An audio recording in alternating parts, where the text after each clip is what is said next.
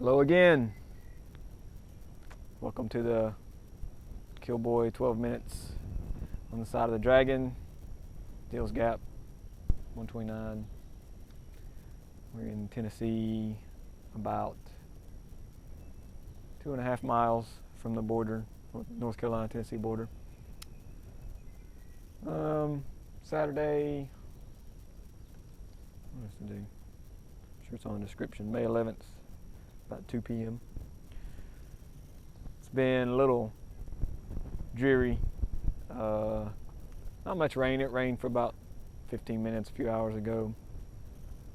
Got the road damp, and it's all pretty much dried out in this turn. It's kind of open turn, so it gets some light, a little more warmth.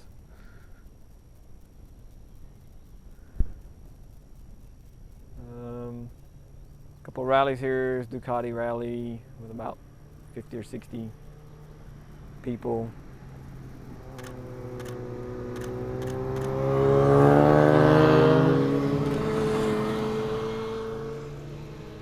Yellow Mustang.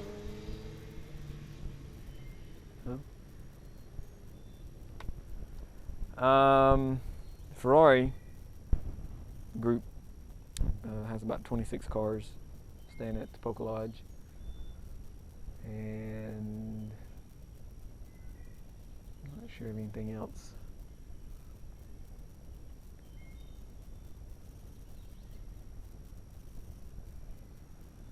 A couple of sheriffs up the road to the right. Unmarked car and a marked car.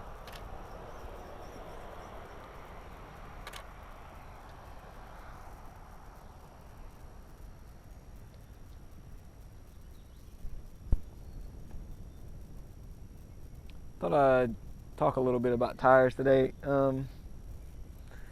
know that there's a lot of people who know quite a bit about tires.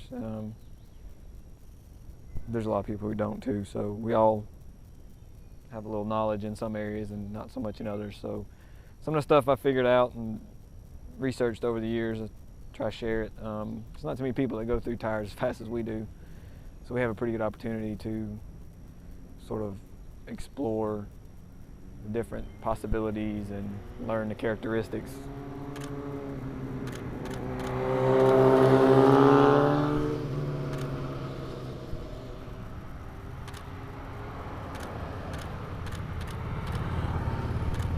There's Yellow Mustang.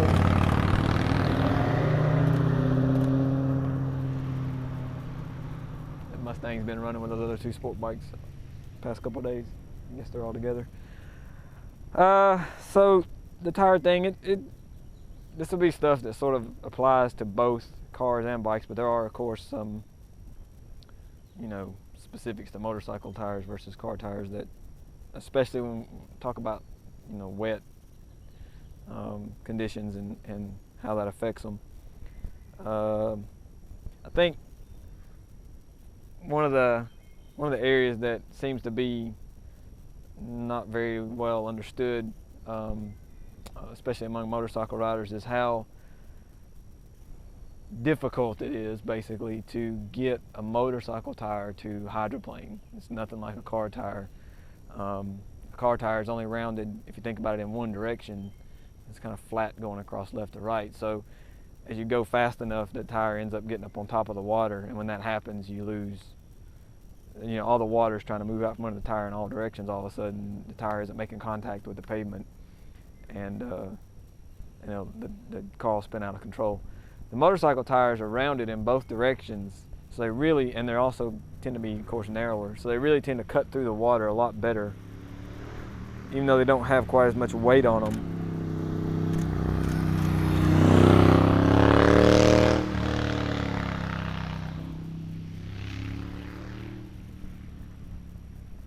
So there's this notion that if you don't have good tread, if your tire's worn down, you got to be real careful in the rain. And you do need to be careful in the rain if the tire's worn down, but for another reason we'll get to in a minute, but not so much because of a hydroplane.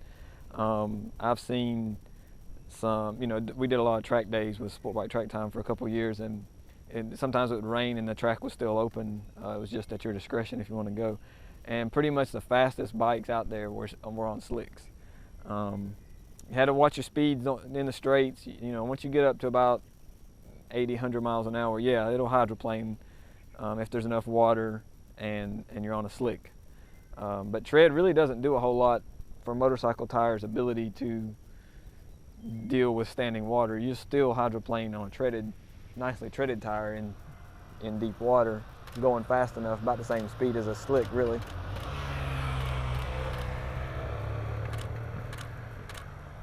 The tread cuts in a motorcycle tire, sport bikes especially, but even on touring bikes and cruiser bikes, they're really not that aggressive and deep and all that. I really think they're more of a psychological thing than an actual functional thing. But you can go pretty fast on a new slick and not hydroplane. I'm not saying to go speeding, but I'm trying to prove a point. The tread wear issue that people tend to worry about. Interesting. GMC.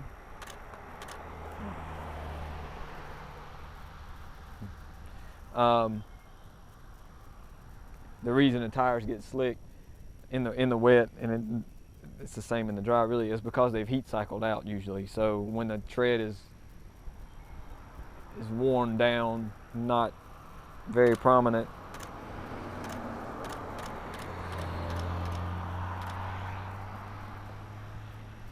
the tire does get slicker, but it's because of a thing called heat cycles. And if you're not familiar with that, basically what it comes down to is every time the tire gets hot, it's sort of, in a way, sort of, to make it easier to understand, it like releases a glue.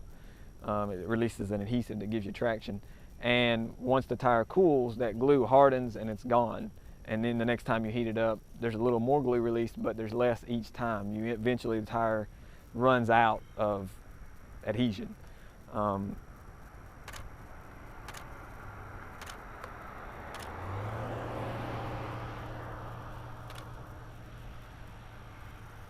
And these heat cycles are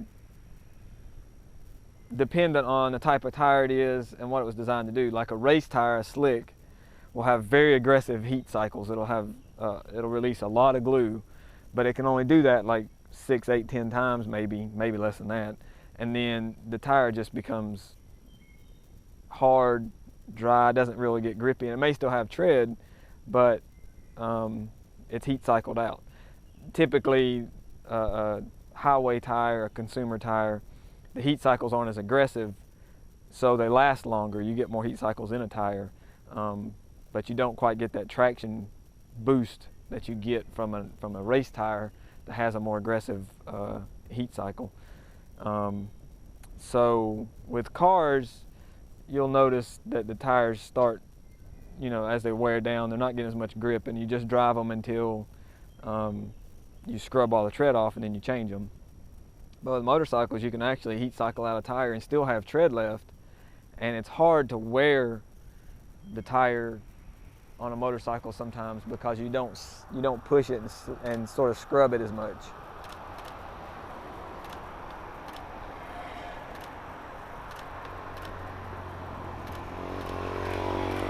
Especially on motards like that right there. I was going to get to that, but we still have a couple motards, and we notice, especially when running street tires for sport bikes, they heat cycled out, but the motard is so light and doesn't have much power, and it wasn't wearing the tire down. And so we would still have pretty good tread left, but it just would not grip, and it gets dangerous because it's not visibly worn out, but it is worn out. That tire is done, and to continue driving on it is as foolish as to continue driving on a tire with no tread.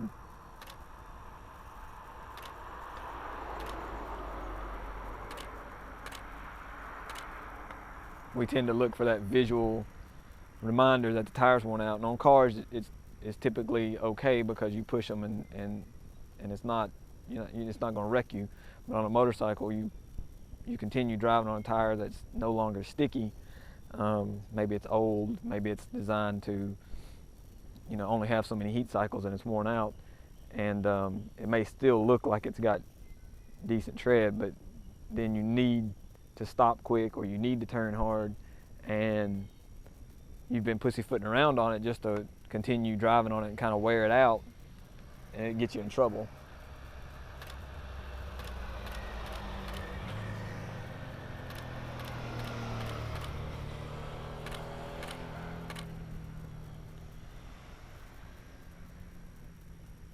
I know, you know, times are tough sometimes. You gotta get the most out of your tires, and kind of with a car, I understand you have to slow down as the tire wears on a car. It can start hydroplaning even if it has, it's an all-season tire that has a lot of tread and a lot of room for water to get up in the grooves.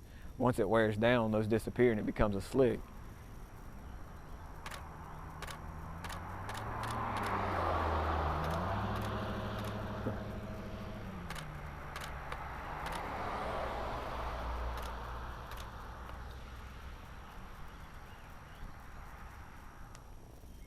So yeah, just keep it in mind, you know, if you feel like the tire's not sticking like it used to, you know, do you really want to keep driving on it, especially on a motorcycle, and take your chances, or is it time to change it out before you hurt yourself or somebody else or whatever?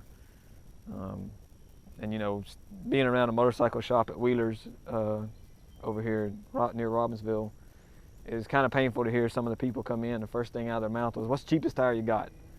And you know, here you are with this nice bike, and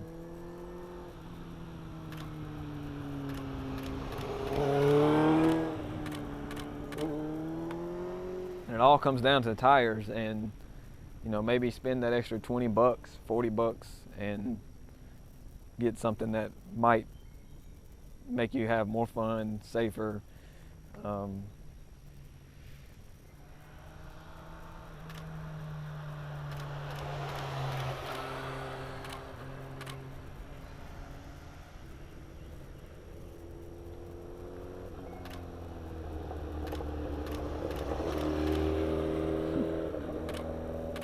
Kind of dirty.